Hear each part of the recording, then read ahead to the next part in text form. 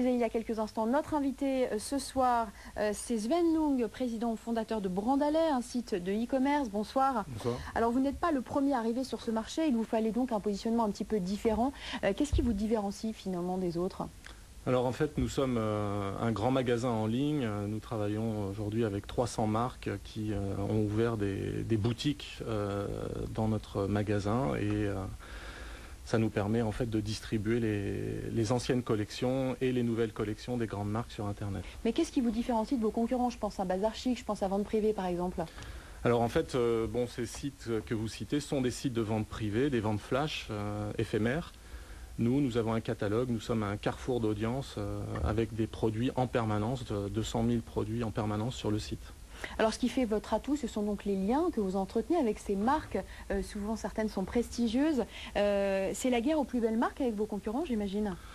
Oui, c'est clair qu'aujourd'hui, en fait, notre métier, c'est de démarcher les marques pour les convaincre de venir vendre sur Internet et de distribuer leurs anciennes collections de manière très qualitative auprès d'une nouvelle clientèle basée principalement en province.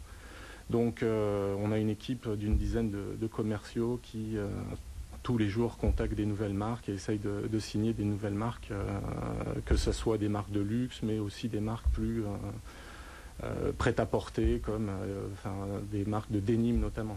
Qu'est-ce que vous mettez en avant pour récupérer ces marques, pour ne pas qu'elles aillent à la concurrence justement?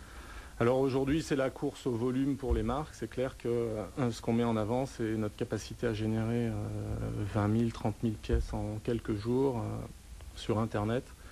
Et donc ça, c'est aussi un argument fort. Ce qu'on met en avant, c'est notre capacité à exporter aussi leurs produits en Angleterre. On est numéro 1 des ventes privées en Angleterre, à travers un accord stratégique avec le groupe de Rupert Murdoch News Corp. Donc ça nous différencie énormément, c'est clair. Dernier point sur les marques, elles étaient justement un temps réticentes à se vendre sur Internet. Elles mettaient en avant un problème d'image. Qu'est-ce qui a changé? Pourquoi est-ce qu'elles acceptent aujourd'hui? Alors en fait, ce qui s'est passé, c'est vrai que nous, on a démarré en 2005. C'était très très dur de convaincre les marques de vendre sur Internet. Et aujourd'hui, elles nous contactent directement. Donc il y a un vrai changement. Parce qu'aujourd'hui, c'est vrai que c'est la crise et dans les réseaux physiques, donc elles sont en crise, c'est du moins 15, moins 20% par rapport à l'année dernière. Donc Internet devient un vrai canal de distribution supplémentaire pour elles. Donc elles doivent s'accrocher à la vente en ligne et ouvrir leur propre site. Donc nous leur proposons en fait de mettre leur boutique dans notre portail de mode pour pouvoir distribuer leurs produits auprès de nos consommateurs. Donc finalement la crise, vous en profitez un petit peu? Alors la crise, c'est clair que du côté des marques, ça nous aide. Par contre, on pense qu'au niveau du consommateur, c'est vrai qu'on a 500 000 clients qui achètent en permanence sur le site. C'est vrai qu'on pense que c'est comme tous les jours, les clients recherchent des bons plans, alors crise ou pas crise. Mais comment expliquer justement que les ventes sur la toile résistent particulièrement en cette période de crise? Les chiffres de la FEVAD sont particulièrement oui, alors en fait ils sont année. très bons. C'est vrai que quand on compare la France et l'Angleterre, le marché est 4 fois plus important sur Internet. Il représente presque 50 milliards de pounds de chiffre d'affaires, alors qu'en France, on est à 25 milliards d'euros. Donc, c'est vrai qu'on a un rattrapage qui se fait actuellement sur la toile, et la mode en profite.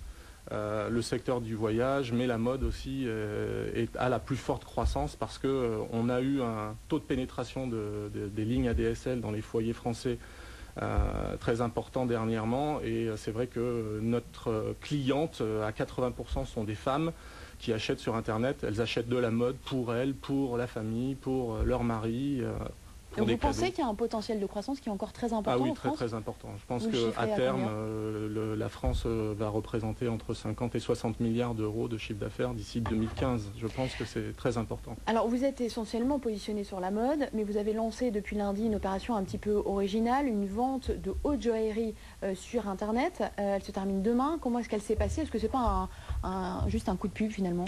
Alors l'année dernière, on a innové en fait par une vente de diamants bruts taillés, en fait non montés, et on a vendu près d'1 million d'euros de diamants en quelques jours sur Internet. C'était une grande première. Et c'est vrai qu'on a essayé de faire cette opération de vente de haute joaillerie, donc qui proviennent d'ateliers de très très grandes marques basées à Anvers. D'ailleurs, j'étais à Anvers aujourd'hui. Et alors on a vendu, il y avait des pièces entre 5 000 et 130 000 euros avec un discount de 50% par rapport à des produits distribués Place Vendôme notamment. Et aujourd'hui, on a vendu, alors la vente a démarré il y a une semaine, elle se termine le 15 octobre, on a vendu pour 200 000 euros de bijoux en quelques jours, ce qui pour nous est une réussite. Le prix moyen, c'est combien? Le prix moyen est à 4 000 euros. Ah oui, donc c'est pas si élevé que ça. Voilà. Oui, c'est vrai que les grosses pièces ne sont pas parties, mais pour nous c'est une réussite parce que bon, acheter, c'est très impliquant d'acheter une bague à 4 000, 5 000 euros, donc c'est un vrai choix. Et donc c'était un test. Ce qu'on va faire aussi là, on va refaire une vente de diamants d'ici quelques semaines pour Noël.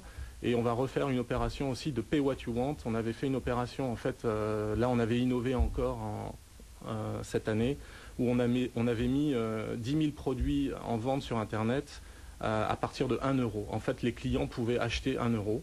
Alors, résultat des courses, les 10 000 produits sont partis en quelques heures, mais ça a fait énormément de buzz sur la toile, sur le site, donc on va renouveler cette opération. Rapidement, acheter un diamant sur Internet, c'est bien, mais il faut assurer pour vous, après, en termes de sécurité, pour livrer le produit, comment est-ce que vous y prenez? Alors, on livre par transporteur, soit UPS ou FedEx, avec en fait une assurance, donc on est assuré jusqu'à 15 000 euros pour le diamant.